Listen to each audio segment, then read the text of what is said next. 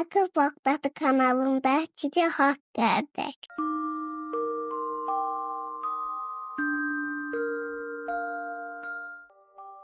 Bismillahirrahmanirrahim. Salam mənim əziz və gül balalarım.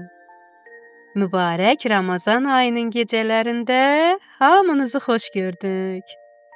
Bu gecə Cikinin Tam Orucu adlı hekayəni mən Sümeyyə bacını sizlərə danışacağam. Biri var idi, biri yox idi. Ciki adlı balaca bir sərçə var idi. Ciki Ramazan ayını çox sevirdi. Yaşı az olduğu üçün hər il yarım gün oruc tuturdu. Lakin bu Ramazan ayında Ciki ilk dəfə tam oruc tutmuşdu.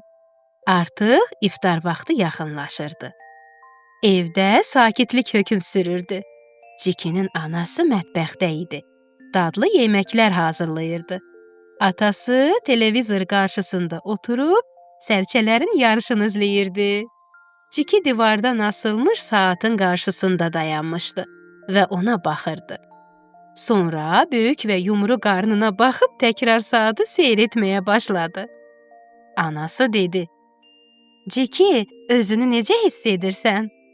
Ciki dedi: "Biraz acmışam, ana." Anası dedi: "Gözəl balam, sən hələ balacasan. Gəl biraz yemək ye."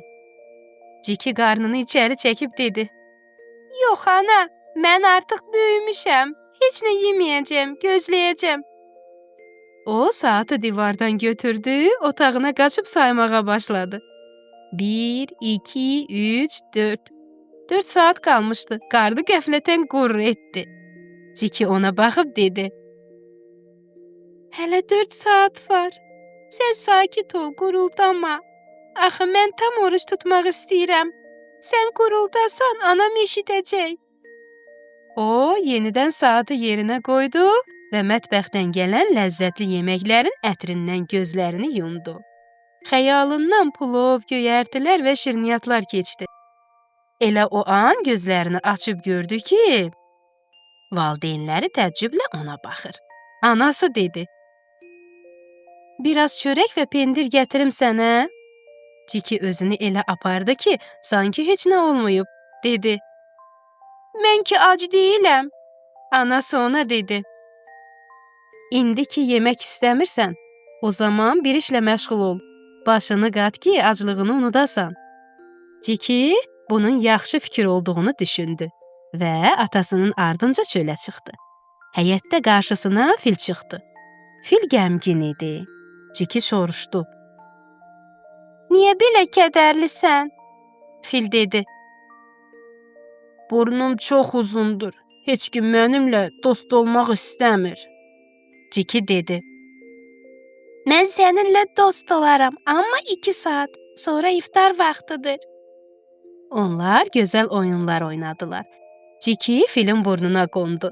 Onlar biraz gəzməyə qərar verdilər. Birdən fil asqırdı və Ciki havaya uçub timsahın belinə düşdü. Timsah da onlarla oynamağa başladı. Başları elə qarışdı ki, Ciki iftar vaxtını tam unutdu. Anası pəncərədən onu səsləməsəydi, bəlkə gecəyə qədər oynayardı.